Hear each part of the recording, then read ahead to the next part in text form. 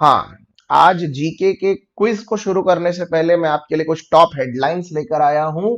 आप सबको ये हेडलाइंस के बारे में थोड़ा सा एक व्यू देना है, सो दैट आप थोड़े से अलाइंड रहें रोज के न्यूज़पेपर एक्टिविटी से। हमारे काम की जो चीजें हैं वो सब इस पे है।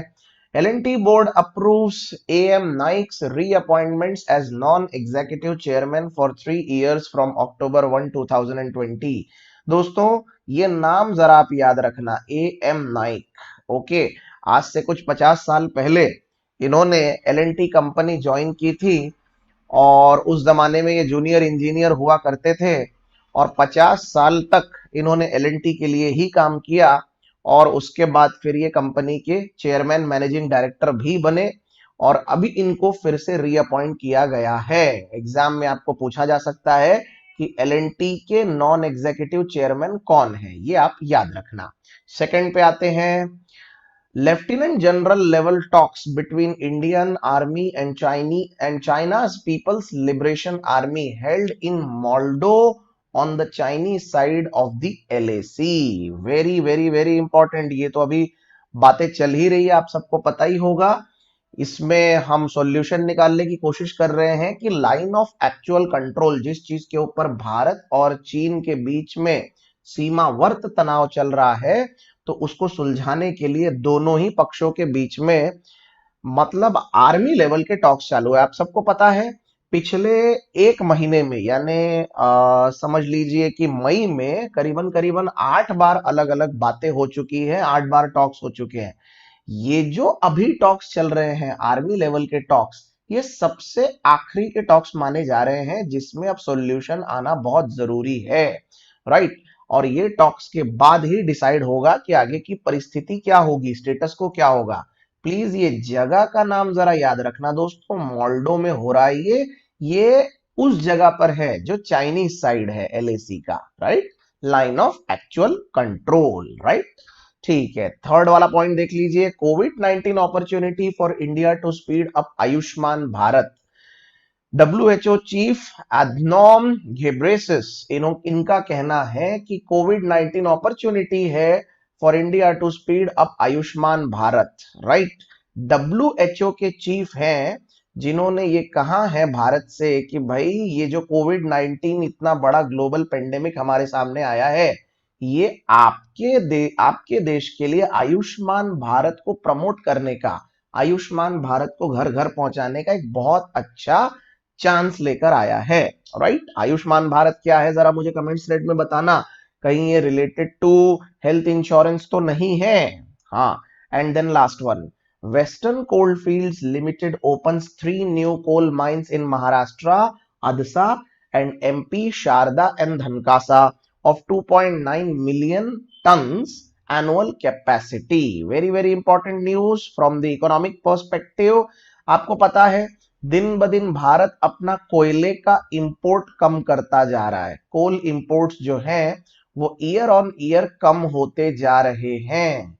अब बताइए ये अच्छी खबर है या बुरी खबर? ये बिल्कुल अच्छी खबर है, क्योंकि कोल इंपोर्ट करने से ऑलरेडी उतने डॉलर्स भी हमारे बाहर जाते ही होंगे। अगर हम कोल इंपोर्ट कम कर रहे हैं, इसका मतलब देश सक्षम बनने की कोशिश कर रहा है, और जितना हो सके उतना हम देश के अंदर से ही कोयले का खनन चालू कर रहे हैं। तो 3 कोल माइंस और शुरू की गई हैं, जिसमें से महाराष्ट्र और मध्य प्रदेश में ये कोल माइंस हैं। और कितना प्रोडक्शन कैपेसिटी रहेगी? 2.9 मिलियन मेट्रिक टन। याद रखना, कोल यानी कोयला हमारी अर्थव्यवस्था के लिए एक बहुत बड़ा खुराक है, इकोनॉमी के इंजन को लेकर। कोयला है तो बिजली है, और बिजली है तो इंफ्रास्ट्रक्चर है। एक बात मैं अपने सारे स्टूडेंट्स को आज क्लियरली बता दूं, जिस देश का इलेक्ट्रिसिटी सप्लाई अच्छा होता है, उस देश में ही इंफ्रास्ट्रक्चर डेवलप करना और जीडीपी भगाना इजी होता है।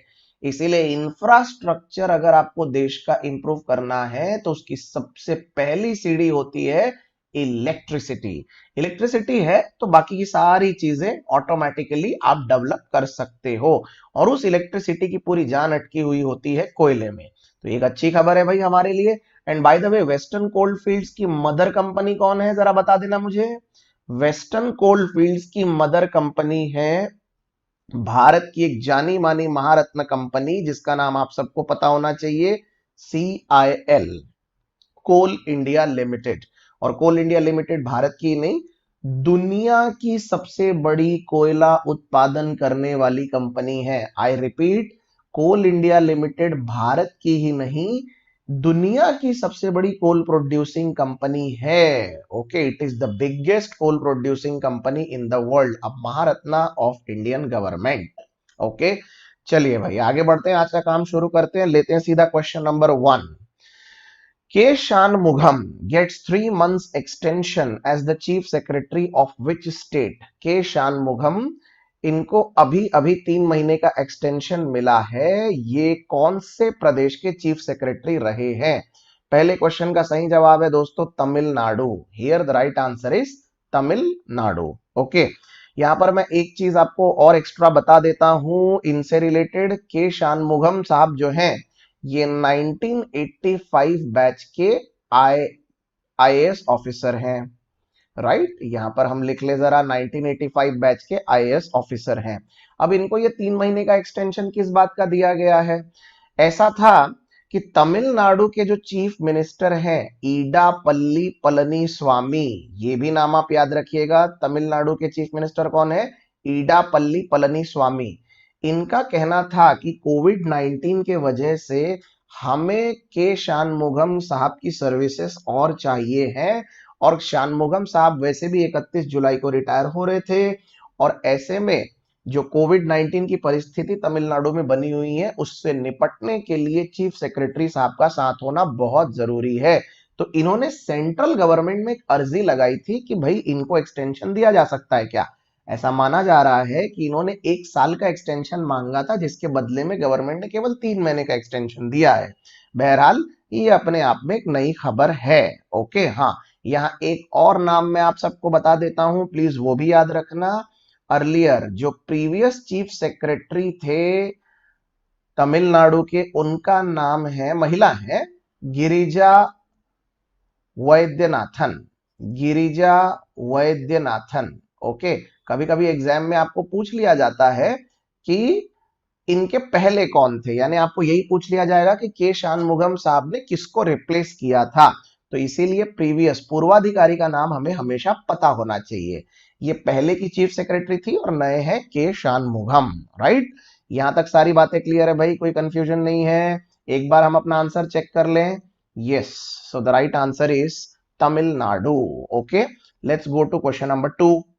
Which country has signed MOU with India in June 2020 for Mutual Logistics Support Agreement MLSA to increase military interoperability? Bharat के साथ MLSA साइन करने वाले देश का नाम बताइए, जिसने अभी अभी बिल्कुल 2 दिन पहले की बात है, जून 2020, उसने भारत के साथ एक MOU साइन किया है। पहले तो मुझे ये बताओ, ये MOU का फुल फॉर्म क्या होता है? इसका फुल फॉर्म होता है मेमोरेंडम ऑफ अंडरस्टैंडिंग। तो क्या होगा सही जवाब? सही जवाब है ऑस्ट्रेलिया। एक बार चेक कर ले आंसर। यस, ये आ गया हमारा आंसर, ऑस्ट्रेलिया। यहां पर अब जो जरूरी जानकारी है वो मैं सबसे पहले आपको दे देता हूं। असल में इंडिया और दूसरी तरफ ऑस्ट्रेलिया, ये दोनों ही कंट्रीज इस वक्त चाइना से बेहद परेशान भी है और नाराज भी है। चाइना इन सब के बिल्कुल सरदर्द का कारण बना हुआ है, स्पेशली हमारे तो बहुत ज्यादा ही सरदर्द का कारण बन चुका है।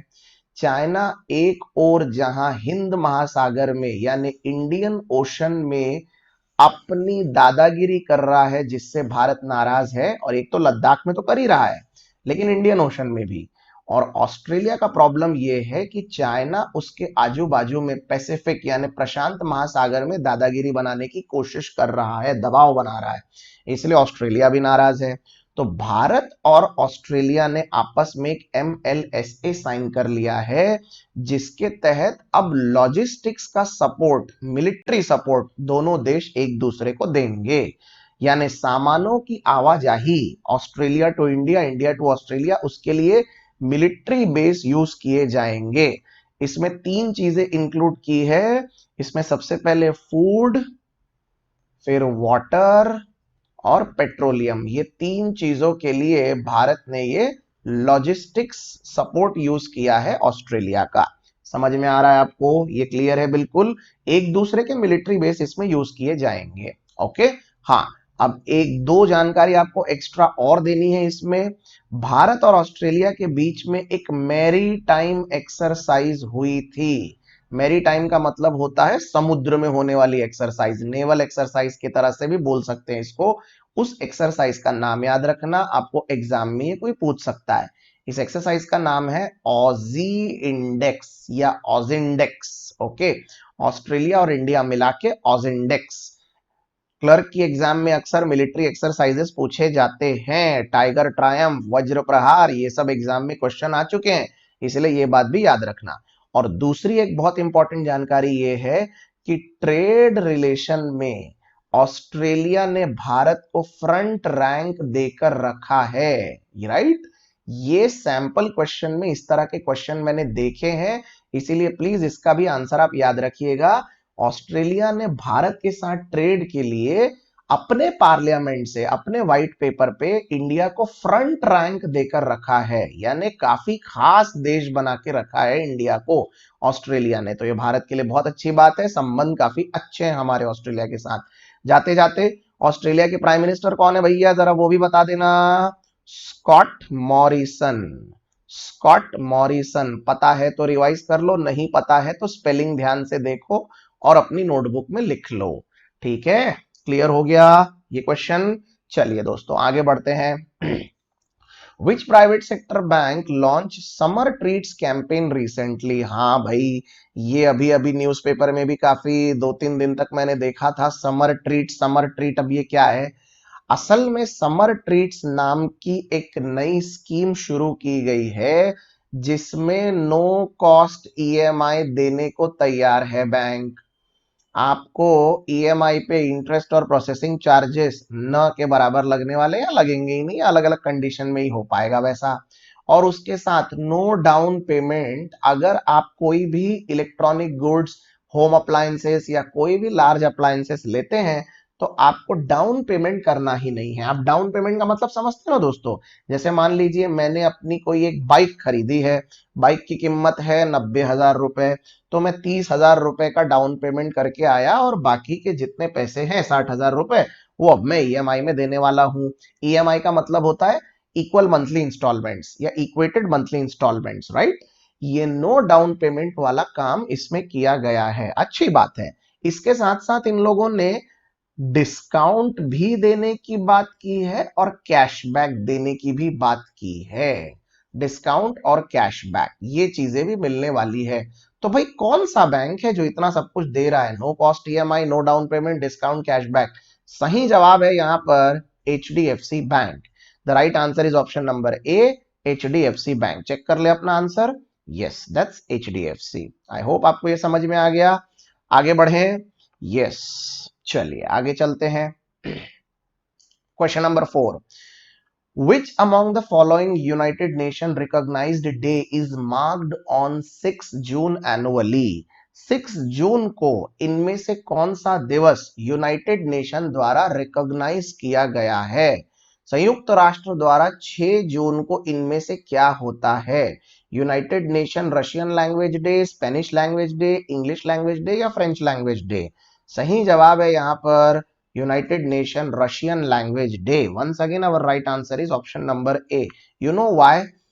एक्चुअली में 6 जून को एक एलेक्जेंडर, ये आदमी का नाम जरा आप याद रखिएगा, एलेक्जेंडर। एलेक्जेंडर की स्पेलिंग वो नहीं है, वो सिकंदर वाला एलेक्जेंडर नहीं है, ये एलेक्जेंडर पुष्किन। राइट, इनका बर्थडे होता है भाई। तो ये है कौन? ये दरअसल रशिया के एक जाने माने पोएट रहे हैं। ओके, और इन्होंने मॉडर्न रशियन लैंग्वेज को काफी ज्यादा इंप्रूव किया और एक तरीके से ये मॉडर्न रशियन लैंग्वेज के फादर माने जाते हैं।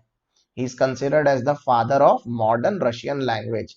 तो इनके सम्मान में ये दिवस मनाया जाता है। एग्जाम में अगर आपको किसी ने ये पूछा कि अलेक्जेंडर पुष्किन कौन है, तो भूलना मत, ऐसे क्वेश्चन कभी भी घुमा फिरा के आ सकते हैं। ओके, आंसर चेक कर लें। Yes, UN Russian language day. समझ में आ गया आपको? यहां तक सब स्मूथ जा रहा है, स्पीड बराबर है? कमेंट्स थ्रेड में प्लीज मुझे बताते रहिए, आपको स्पीड इससे ज्यादा चाहिए तुरंत की जा सकती है, अगर आपको और डिटेल चाहिए तो वो भी हो सकता है। और सेशन को आते साथ जरा प्लीज शेयर, लाइक और सब्सक्राइब करना मत भूलिए, कॉन्फिडेंस बढ़ाइए जरा। चलिए क्वेश्चन नंबर 5 पे चले। Ved Marwah has died recently at 87। He was former governor of which of these states? Right, Ved Marwah, इनकी 87 ईयर्स ऑफ एज में मृत्यु हुई। ये इनमें से कौन से स्टेट के गवर्नर थे? चार ऑप्शन है, Jharkhand, Mizoram, Manipur, all of the above.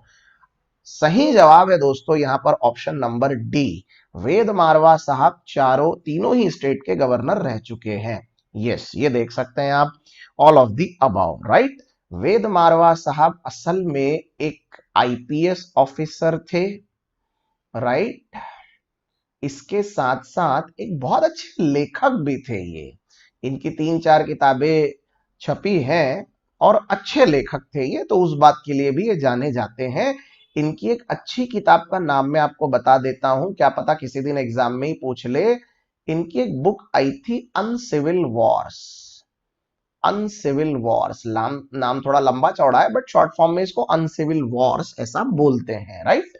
ये जरा आप एक बार चेक कर लेना, ये किताब है काफी अच्छी, वेद मारवा साहब की। हाँ, तो इस क्वेश्चन में जरा आगे बढ़ने से पहले एक छोटी सी रिवीजन कर ले भैया, जरा चीफ मिनिस्टर्स देख ले तीनों स्टेट के। क्या बोलते हो आप, सबको याद है कि नहीं? जरा चेक कर लें।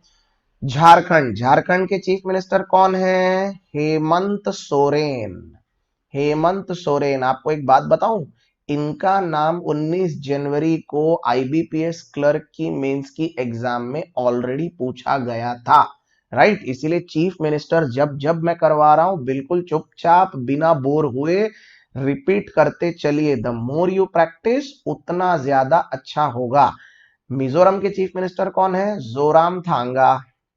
जोरामथांगा, ये याद करने का बहुत सिंपल तरीका है। देखिए, मिजोरम की स्पेलिंग में जेड है, चीफ मिनिस्टर साहब की स्पेलिंग में भी जेड है। मैंने तो ऐसे ही याद किया था, जिस व्यक्ति के स्पेलिंग में जेड है वो मिजोरम का चीफ मिनिस्टर है। एंड देन मणिपुर के हैं एन बीरेन सिंह। एन बीरेन, बीरेंद्र नहीं, बीरेन सिंह, राइट। याद रहेगा ये तीनों, ठीक है। चलिए दोस्तों बढ़ते हैं आगे, चलते हैं अपने अगले सवाल पर। आ चुके हैं हम क्वेश्चन नंबर 6 में। RBI has created payment infrastructure development fund PIDF of worth dash to boost digitalisation. दोस्तों आप सब जानते ही हैं कि इस वक्त भारत में कोरोना वायरस के वजह से वैसे भी हम चाहेंगे कि डिजिटलाइजेशन ज्यादा से ज्यादा हो, ताकि पेमेंट करने में आसानी हो। और दूसरा, डिजिटलाइजेशन के वजह से ट्रांसपेरेंसी बहुत ज्यादा बढ़ती है, जो कि एक्चुअल में काला बाजारी यानी कि ब्लैक मार्केटिंग को कम करती है। तो सबसे पहले मैं यहाँ डिजिटलाइजेशन के 2 एडवांटेज लिख देता हूं। पहला, इजी प्रोसेस होता है पैसे पे करने का, इसीलिए आज नहीं कल दुनिया डिजिटलाइजेशन पे तो जाएगी ही जाएगी। और दूसरा इसमें क्या होता है, it can discourage black marketing, it can discourage crime related to money,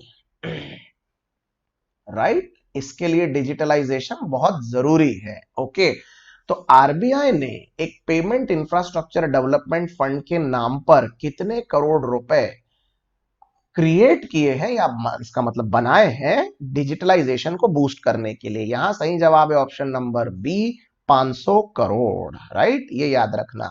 हाँ भाई, अब इस क्वेश्चन में मैं जरा आपकी एक स्टैंडर्ड रिवीजन लेना चाहता हूं।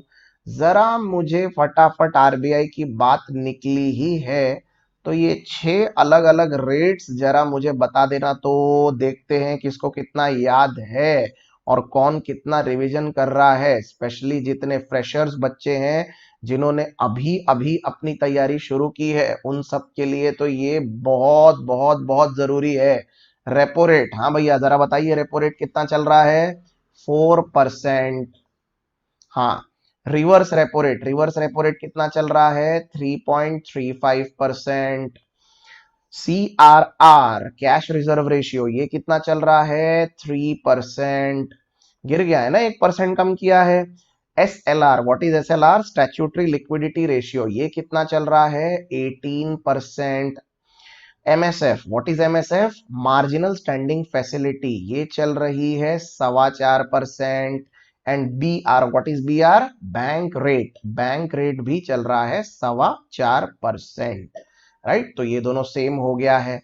ये पूरे के पूरे आंकड़े हर किसी को जबानी याद होने चाहिए।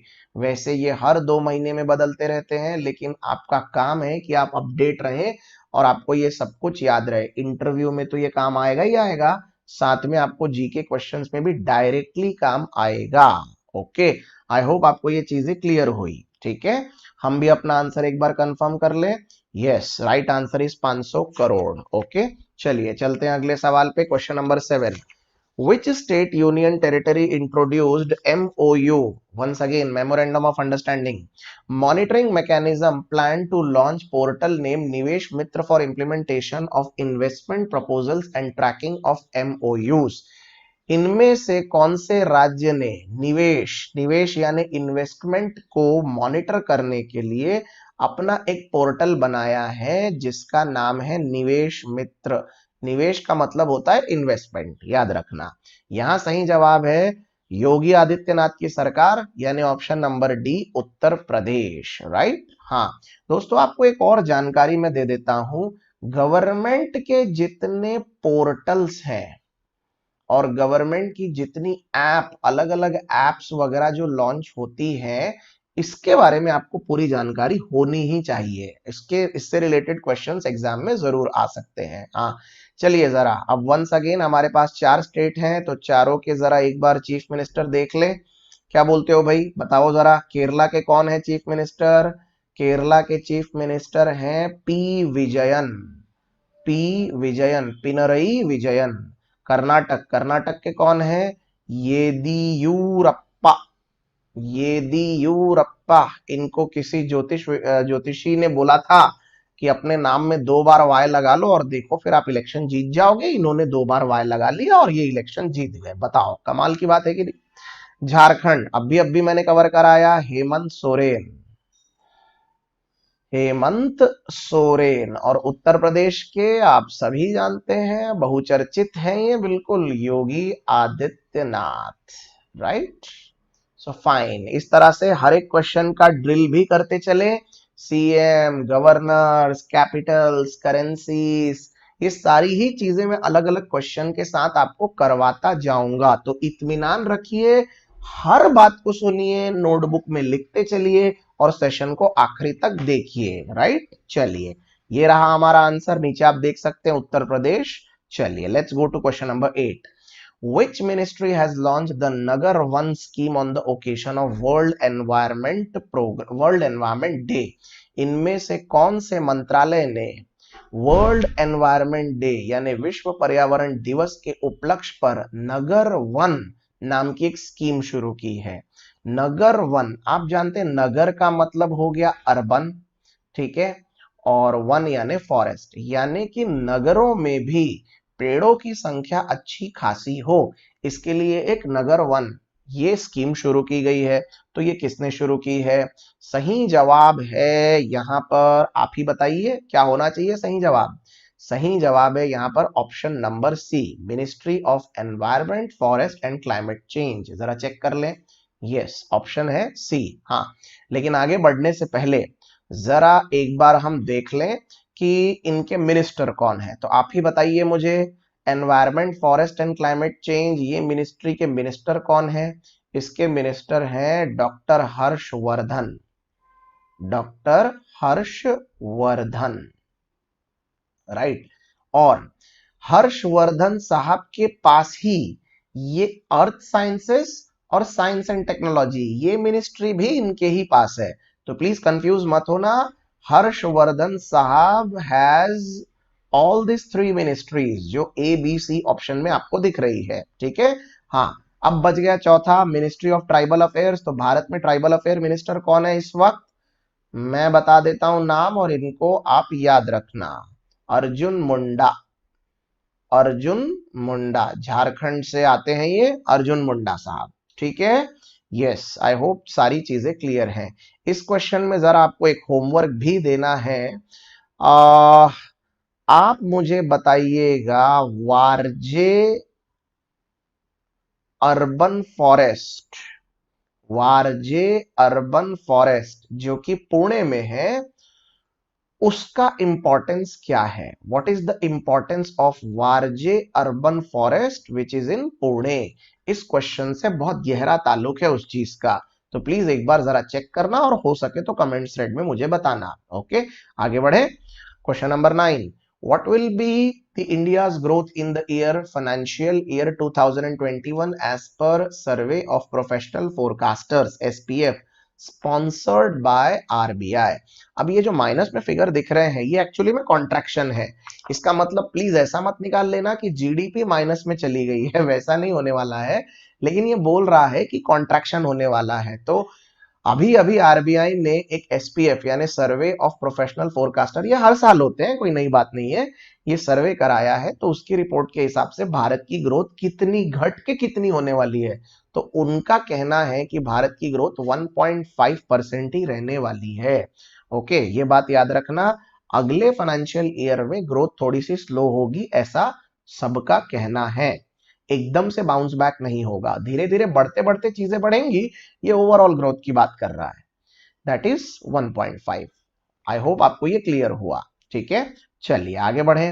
Question number 10, name the Indian who has been appointed as the senior advisor at World Bank recently. Bharat द्वारा अभी अभी सीनियर एडवाइजर के पद पर वर्ल्ड बैंक में किसकी नियुक्ति हुई है? चलो मैं आपको एक ऑप्शन देता हूं, ये कौन है। ये जो बंदा है ये प्राइवेट सेक्रेटरी रह चुका है नरेंद्र मोदी साहब का। Okay, I repeat my clue, इन चारों में से ये बंदा वो है जो प्राइवेट सेक्रेटरी रह चुका है नरेंद्र मोदी साहब का। क्या होगा राइट आंसर? सही जवाब है option number D, Rajiv Topno. Okay, ये एक्चुअली में आईएएस ऑफिसर हैं, गुजरात कैडर से आते हैं। 2009 में इन्होंने सरकार को ज्वाइन किया था मनमोहन सिंह के जमाने में। उसके बाद जब 2014 में मोदी सरकार आई तो मोदी सरकार ने इनको थोड़ा अपने मंत्रालय के करीब ही रखा और ये बाद में प्राइवेट सेक्रेटरी बन गए मोदी साहब के, राइट। अभी इनको सीनियर एडवाइजर बना दिया गया है वर्ल्ड बैंक का। हाँ, चलिए आगे बढ़ने से पहले पहले तो आंसर चेक कर ले। यस, राजीव टोपनो, ये आ गया आंसर। अब जरा मुझे वर्ल्ड बैंक से रिलेटेड 3 बातें बताइए फटाफट, 3 बातें। ओके, ये आपके लिए रिवीजन है और जिसको नहीं पता उसके लिए तो लर्निंग ही है। वर्ल्ड बैंक का हेड क्वार्टर कहाँ है? सबसे पहले तो ये बताइए। वर्ल्ड बैंक का हेडक्वार्टर है वॉशिंगटन डीसी में, राइट। जिसे नहीं पता वो प्लीज लिख के रख ले, डीसी का मतलब होता है district Columbia. Then World Bank के प्रेसिडेंट का नाम बताइए मुझे जरा, who is the president of World Bank? World Bank के प्रेसिडेंट हैं David Malpass, David Malpass, right, ये नाम याद रखिएगा। और तीसरा बहुत इंपॉर्टेंट नाम, वर्ल्ड बैंक के एमडी एंड सीएफओ कौन है? सीईओ नहीं, सीएफओ, वो कौन है? ये भारतीय मूल से हैं अंशुला कांत, राइट। ये नाम भी आप जरूर याद रखिएगा, very very very important. I hope ये तीनों जानकारी आपके काम आएगी। ओके, चलिए आगे बढ़े जरा क्वेश्चन नंबर 11 पे। Yes, this is question number 11. Who has been named as the EY World Entrepreneur of the Year 2020? ये तो वाकई में बड़े गर्व की बात हो गई है इस बार कि EY World Entrepreneur of the Year 2020 ये एक महिला बनी है इंडिया से। अब इतनी जानकारी काफी है राइट आंसर लाने के लिए, राइट। तो क्या लगता है what should be the right answer? The right answer is option number D, Kiran Majumdar Shaw. Okay, आपको पता है, ये भी मैं बता दूं कि she is the first Indian women, first Indian entrepreneur, okay, जिनको ये अवार्ड मिला है, राइट। इससे पहले इंडिया से ये अवार्ड मिला तो है लेकिन किसी महिला को नहीं मिला। तो first Indian entrepreneur to get this award. Okay, और किरण मजूमदार शॉ कौन सी कंपनी चलाती है भैया, ये भी बता दीजिए, बहुत इंपॉर्टेंट है। किरण मजूमदार शॉ जो है वो भारत में बायोकॉन लिमिटेड नाम की कंपनी चलाती है, बैंगलोर बेस्ड कंपनी है ये, राइट। तो बेंगलुरु ये लिख देता हूं मैं यहां पर। ओके, बायोकॉन लिमिटेड, समझ में आया आपको। हाँ, भारत में जब भी विमेंस डे वगैरह होता है तो इनका नाम बहुत गर्व से लिया जाता है। हाँ, अब ये जो बाकी के तीन ऑप्शन है, दिलीप सांघवी, शिव नाडर एंड नारायण मूर्ति, ये भी बहुत बड़ी बड़ी हस्तियां हैं, इनको अलग से इंट्रोड्यूस करने की कोई जरूरत ही नहीं है। तो ऑब्वियसली जरा एक बार ये भी देख ले कि ये कौन सी कंपनी के मालिक हैं। दिलीप सांघवी जो है भारत की एक जानी मानी फार्मास्यूटिकल कंपनी, औषधि बनाने वाली कंपनी के मालिक है, सन फार्मा। शिव नादर हम सब जानते ही हैं, शिव नादर बनाते हैं लैपटॉप कंप्यूटर एचसीएल, एचसीएल वाले लैपटॉप और कंप्यूटर्स आपने देखे ही होंगे, उसके मालिक हैं Shiv Nadar. And what is the full form of HCL by the way? Hindustan Computers Limited तो नहीं है कहीं, एक बार चेक कर लेना। नारायण मूर्ति, इनको कौन नहीं जानता भाई, हम सब के चहीते और हम सब के रोल मॉडल रहे हैं ये नारायण मूर्ति। इन्होंने बनाई इंफोसिस, ये इंफोसिस के को फाउंडर रह चुके हैं, राइट। तो आई होप सारी डिटेल जानकारी क्लियर हो गई। एक बार आंसर भी चेक कर लें, किरण मजूमदार शॉ। यहां तक स्मूथली आ गए सबके सब, आगे बढ़े। चलिए क्वेश्चन नंबर 12 पे, who hosted the virtual global vaccine summit which was organized by the Global Alliance for Vaccines and Immunization, Gavi. Guys, इस क्वेश्चन में सबसे पहले तो ये जो फुल फॉर्म ये दिखा रहा है ये याद रखना, आपको घुमा फिरा के कभी यही पूछ लेगा कि गावी के फुल फॉर्म में, देखो क्लर्क में आने वाले क्वेश्चन कैसे होते हैं, आपको ये पूछा जाएगा कि गावी के फुल फॉर्म में यानी what does A stands for, A का मतलब क्या है, राइट। तो वहां पर आपको चार ऑप्शन दे रहेंगे और आपको अलायंस पे टिक करना होगा। इस तरीके से फुल फॉर्म के ऊपर अक्सर क्वेश्चन आते हैं, इसीलिए हर फुल फॉर्म जानना, समझना और याद रखना बहुत जरूरी है। हाँ, so what is the right answer here, इसका होस्टिंग किसने किया था? सही जवाब है Boris Johnson. Right answer is option number D, Boris Johnson. Boris Johnson कहाँ के प्रधानमंत्री हैं? Boris Johnson is the PM of UK, United kingdom के पीएम है, राइट। 31 जनवरी 2020 को इन्होंने अभी अभी फाइनली ब्रेग्जिट करवा दिया। ओके, और आपको ये भी पता होगा कि बोरिस जॉनसन को महीना भर पहले ऑलरेडी कोरोना हो चुका है। ओके, हालांकि अब ठीक हो चुके हैं, लेकिन ये कोरोना से ग्रस्त थे, राइट। हाँ, ये बाकी के तीन लोग कौन है जरा वो भी बता देना मुझे। डोनाल्ड ट्रंप, इनको कौन नहीं जानता भैया, पूरे दुनिया में अपनी दादागिरी चला के रखी है, अमेरिका के प्रेसिडेंट। ओके, और नरेंद्र मोदी, ये है भारत के। और अब बच गए सीथ बर्कली, ये कौन है? ये जो बंदा है सीथ बर्कली, ये गावी का ही सीईओ है, इसीलिए ये जानकारी भी प्लीज आप याद रखिएगा, ये इसी गावी के सीईओ हैं, सीथ बर्कली, राइट। तो आई होप आपको सारी जानकारी और डिटेल समझ में आई। ओके, चलिए राइट आंसर एक बार क्रॉस चेक कर लें। Yes, it's Boris Johnson. So we have completed 12 questions. Let's go to the next 13. The first ever virtual leaders summit was held between India and Australia recently. Who is the PM of Australia? लीजिए भाई, ये तो बड़ा plane vanilla question मिल गया यार, बहुत ही simple question है ये तो साफ साफ यही पूछ रहा है कि पीएम कौन है ऑस्ट्रेलिया के। सबको पता है पीएम है ऑस्ट्रेलिया के, option number D, Scott Morrison. मैंने ऑलरेडी प्रीवियस क्वेश्चन में ये करवाया भी। ओके, तो आई होप आपको ये सारी जानकारी क्लियर है और यहां तक की सारी चीजें समझ में भी आई। हाँ, आपको एक बात मैं बता दूं, अभी मैं बात कर रहा था कि इंडिया और ऑस्ट्रेलिया के बीच में संबंध काफी मजबूत होते जा रहे हैं, ये तो है ही। दोनों का कॉमन दुश्मन कौन है? चाइना, ये भी है। और इस वक्त दोनों कंट्रीज के बीच में वर्चुअल मीटिंग्स भी होती रहती हैं because of corona. Narendra Modi साहब का एक ट्वीट देखना आप, जिसमें ऑस्ट्रेलिया के प्राइम मिनिस्टर स्कॉट मॉरिसन उनको ये बता रहे हैं कि देखो भाई, मैंने समोसे बनाना सीख लिया है। आपको बड़ा मजा आएगा, ट्विटर पे जाना और देखना, स्कॉट मॉरिसन साहब ने नाश्ता बनाया है समोसे का, और उसके ऊपर मोदी जी कह रहे हैं, मतलब मैं देख के बता सकता हूँ कि काफी अच्छे बने होंगे, और एक बार कोरोना वगैरह खत्म हो जाए तो हम मिल बैठ के खाएंगे, आराम से सेलिब्रेट करेंगे। और बड़ा अच्छा कॉन्वर्जेशन चल रहा है दोनों के बीच में, राइट। तो यहाँ राइट आंसर है option number D, Scott Morrison. Okay, चलिए आगे बढ़ते हैं क्वेश्चन नंबर 14 पे। The 51st annual Davos meeting will be conducted by the WEF World Economic Forum in January 2021। What is the theme for the event? Right, चार option है। Creating a shared future in a fractured world, बाप रे बहुत सही line लिखी है। Second, a great reset. Third, responsive and responsible leadership. And fourth, globalisation 4.0। सही जवाब है इसका option number B, the great reset. Okay, हाँ। अब ये तो हो गया थीम। आप एक लाइन में जरा समझ लीजिए, जितने नए बच्चे हैं, प्लेन वेनिला भाषा में एक बार बता रहा हूं, जिंदगी भर याद रखना वर्ल्ड इकोनॉमिक फोरम यानी क्या होता है। किसी इंटरव्यू में किसी ने पूछ लिया तो याद रखना बेटा, ये एक आंसर सिलेक्शन करवाएगा तुम्हारा। वर्ल्ड इकोनॉमिक फोरम एक ऐसा मंच है जो कि अलग अलग तरह से पॉलिटिकल, सोशल और ट्रेड रिलेटेड यानी इकोनॉमिकल रिलेशंस बनाने के लिए बनाया गया है। अलग अलग दुनिया के देशों में आपस में राजनीतिक चीजों के संबंध अच्छे हो, उसके बाद सामाजिक संबंध अच्छे हो, और साथ में व्यापारिक संबंध तो बहुत ही अच्छे हो। इसीलिए इन सब चीजों को इंट्रोड्यूस किया गया है, राइट। हाँ, तो ये कहाँ होने वाला है? ये होने वाला है दावोस में।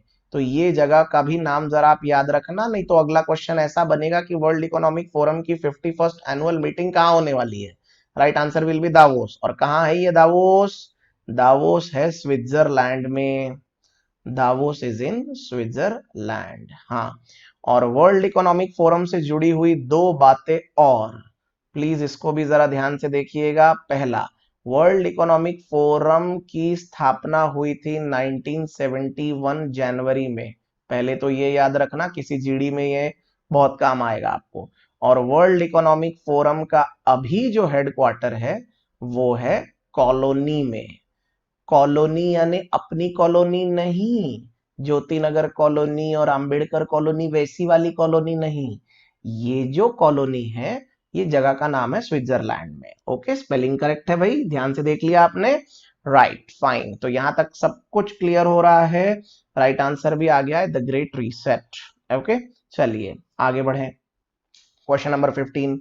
SEBI has rearranged the Commodity Derivatives Advisory Committee recently. Who chairs the committee? SEBI ने अभी अभी Commodity Derivatives Advisory Committee यानी उसको रीअरेंज किया है। हैज रीअरेंज द मतलब उसमें कई कई सारे अलग अलग जो पद हैं उनको चेंज किया है। तो इस कमिटी के चेयरमैन कौन थे? सही जवाब है यहाँ पर option number D, Ashok Dalwani. Right, SEBI का फुल फॉर्म बता देना जरा मुझे। Securities and exchanges board of India. Securities and exchanges board of India. SEBI एक वॉचडॉग है जो कि निगरानी रखता है अलग अलग कंपनियों के ऊपर, ताकि शेयर होल्डर्स का पैसा कहीं भी कभी भी बर्बाद ना हो, याद रखना। हाँ, और सेबी के चेयरमैन कौन है जरा ये भी बता देना मुझे। सेबी के चेयरमैन जिनका रिटायरमेंट आने को था और उसके बाद फिर इनको भी एक्सटेंशन दिया गया है, अजय त्यागी। ओके, अजय त्यागी साहब। सेबी का हेडक्वार्टर कहाँ है दोस्तों, ये भी बता दीजिए जरा जल्दी से। मुंबई, सेबी मुंबई, राइट। हाँ, अशोक दलवानी साहब, ये लिख लिया आपने, रिटायर्ड आईएएस ऑफिसर हैं ये। Okay, so let's check the right answer. Yes, it's Ashok Dalwani. Moving on to the next question, let's take question number 16. Abu Dhabi based Mubdala is going to buy -% stake in Jio platforms. एक बहुत बड़े उद्योगपति हैं Abu Dhabi के, यानी कि अपने UAE के, जिनका नाम है मुब्दाला। तो ये रिलायंस जियो प्लेटफॉर्म में कितने प्रतिशत की हिस्सेदारी खरीदने वाले हैं, जिसका ऐलान इन्होंने किया है? सही जवाब है 1.85%। 1.85% की हिस्सेदारी ये खरीद रहे हैं। आपको मैं दो बहुत इंपॉर्टेंट जानकारियां देता हूं इसमें। ये जो 1.85% हिस्सेदारी ये खरीद रहे हैं, अगर पैसे में देखा जाए तो ये होता है 9093.6 करोड़ रुपीस की। इतने रुपए की हिस्सेदारी है ये, इतनी इतनी रुपए की हिस्सेदारी कितने परसेंट में? ऑलमोस्ट 2% में। तो जरा आप सोचिए कि जियो का पूरा साइज कितना होगा। कंप्लीट साइज जो जियो की टोटल इक्विटी वैल्यू इस समय आती है, टोटल इक्विटी वैल्यू जियो की, वो आएगी तकरीबन तकरीबन 5 लाख करोड़, 4.91 लाख करोड़। इतनी बड़ी कंपनी है ये, और उसमें का 2% ये इतना इन्होंने खरीद लिया है। समझ में आ रहा है आपको ये बात? राइट, सब कुछ क्लियर है। और अबू धाबी कहाँ की कैपिटल है भैया, ये भी बता देना जरा मुझे। Abu Dhabi is the capital of UAE. UAE. It's not Dubai, it's Abu Dhabi, United Arab Emirates. Yes, the right answer is 1.85. चीजें क्लियर हो गई। चलिए आगे बढ़ते हैं, 17 पे चलते हैं। Name the initiative that was launch by the minister of state IC for power and new renewable energy RK Singh to create a robust and resilient energy system in the future. Okay. तो ये एक नया system जो है, जो कि अच्छा टिकाऊ रहेगा, resilient energy system in the future, उसका नाम बताइए, उस इनिशिएटिव का नाम बताइए। सही जवाब है दोस्तों ऑप्शन नंबर ए, #ICommit। ये देखिए राइट आंसर भी वही है, #ICommit। ओके। हाँ, जरा आप में से कोई मुझे बताएगा क्या ये IC जो बीच में लगा हुआ है, इसका मतलब क्या है? इसका मतलब होता है इंडिपेंडेंट चार्ज। मंत्रियों को अक्सर इंडिपेंडेंट चार्ज दिया जाता है depending upon their portfolio and depending upon their past experience, उनके ट्रैक रिकॉर्ड के हिसाब से। तो ये minister of state IC for power and new renewable energy RK Singh उनका है। राइट, ये बात समझ में आ गई। इस क्वेश्चन में जरा मुझे एक होमवर्क देने की इच्छा हो रही है, आपको एक होमवर्क दिया जाए। कोशिश करिए कि इसका आंसर आप नीचे कमेंट थ्रेड में एक लाइन में लिखें। ओके, देखते हैं कितने लोग इसका आंसर दे पाते हैं। जरा मुझे बताना, उज्जवल भारत यानी क्या? व्हाट इज उज्जवल भारत? और प्लीज सवाल ठीक से समझिए। उज्जवल और उज्ज्वला स्कीम और वो सब चीजें मत बता देना। उज्जवल भारत, प्रॉपर उज्जवल भारत, जिसका इस क्वेश्चन से सीधा सीधा कनेक्शन है, वो वाला उज्जवल भारत क्या है, ये पूछ रहा हूं मैं। राइट, चलिए दोस्तों आगे चलते हैं क्वेश्चन नंबर 18 पे। HRD यानी human resource development minister has recently unveiled an information booklet titled safe online learning in the time of COVID-19. The booklet has been developed by NCERT jointly with, एक किताब बनाई गई है, booklet बनाई गई है, जिसका नाम है safe online learning in the times of COVID-19। इस किताब का प्रकाशन NCERT ने जॉइंटली इनमें से किसके साथ किया है? सही जवाब है ऑप्शन नंबर ए, यूनेस्को के साथ। Okay, the right answer is UNESCO. I hope आपको ये चीजें समझ में आ रही है। कोई मुझे बता सकता है क्या यूनेस्को का पूरा फुल फॉर्म क्या है? UN का मतलब तो यूनाइटेड नेशंस है, उसको लिखने की जरूरत नहीं, आपको पता ही है। ESCO मैं बता देता हूं, United Nation Educational Scientific and Cultural Organization, right? ठीक है भाई। और यूनेस्को का हेडक्वार्टर कहां है? कभी किसी ने पूछ लिया तो याद रखना, it is in Paris. Okay, हाँ, राइट आंसर चेक कर ले। Yes, it is UNESCO. ठीक है, हाँ। और भारत के HRD मिनिस्टर कौन है? बताइए बताइए, जल्दी बताइए। निशांक साहब तो नहीं है कहीं? रमेश पोखरियाल निशांक? Yes, okay. लिख नहीं रहा लेकिन आपको याद रहना चाहिए। ओके, रमेश पोखरियाल निशांक। आगे बढ़ते हैं क्वेश्चन नंबर 19 पे। Indian player Hamza Koya has died at the age of 61 due to COVID-19. He was related to which sport? Hamza Koya नाम के एक खिलाड़ी हैं भारत में, अभी अभी 61 ईयर्स की एज में उनकी कोरोना वायरस की वजह से दुखद मृत्यु हो गई। ये कौन से खेल से संबंधित थे? मैं आपको एक हिंट दे देता हूं। इन्होंने है ना संतोष ट्रॉफी में महाराष्ट्र को रिप्रेजेंट किया था। संतोष ट्रॉफी में ये महाराष्ट्र की तरफ से एक बार खेले थे। अब आप मुझे बताइए, ये संतोष ट्रॉफी कौन से स्पोर्ट से रिलेटेड होती है? हॉकी, क्रिकेट, टेनिस या फुटबॉल? इतना बोलते साथ ही समझ में आ जाना चाहिए, राइट आंसर है फुटबॉल, क्योंकि Santosh trophy is related to football. Check कर लें, yes the right answer is football. हाँ भाई, हाँ। अब एक और जानकारी मुझे आपको देनी थी यहाँ पर, इस बार का जो T20 वर्ल्ड कप होने वाला था क्रिकेट का, T20 वर्ल्ड कप, राइट, वो कैंसल होने की कगार पर है। हालांकि एकदम ऑफिशियल अनाउंसमेंट देखना पड़ेगा, लेकिन T20 वर्ल्ड कप जो है वो इस साल होने वाला था 18 अक्टूबर से 15 नवंबर तक। ओके, मुझे जस्ट ये बताइए कमेंट थ्रेड में कि इस बार का T20 वर्ल्ड कप कहाँ होने वाला था। टेल मी द वेन्यू जहां पर इस बार T20 वर्ल्ड कप आयोजित होने वाले थे। बता पाओगे ना? चलिए चलते हैं अपने लास्ट क्वेश्चन की तरफ। This is the last question for this video. Name the Indian airport which has bagged the award for ACI Asia Pacific green airports platinum recognition 2020। इनमें से कौन सा एयरपोर्ट ऐसा है जिसको ये लंबा चौड़ा अवार्ड मिला है, ACI Asia Pacific green airports platinum recognition 2020? ये पुरस्कार किसको मिला है? केम्पागौड़ा, इंदिरा गांधी, राजीव गांधी या छत्रपति शिवाजी इंटरनेशनल एयरपोर्ट? बोलिए क्या है सही जवाब? Right answer is option number C, Rajiv Gandhi International Airport उनको मिला है, राइट। तो जरा एक बार बता दीजिए मुझे ये सारे एयरपोर्ट कौन कौन से शहरों में, एयरपोर्ट के नाम भी आपको एग्जाम में पूछ लेते हैं। केम्पागौड़ा एयरपोर्ट ये कहां पर है भैया? सबको पता है, बड़ा फेमस एयरपोर्ट है।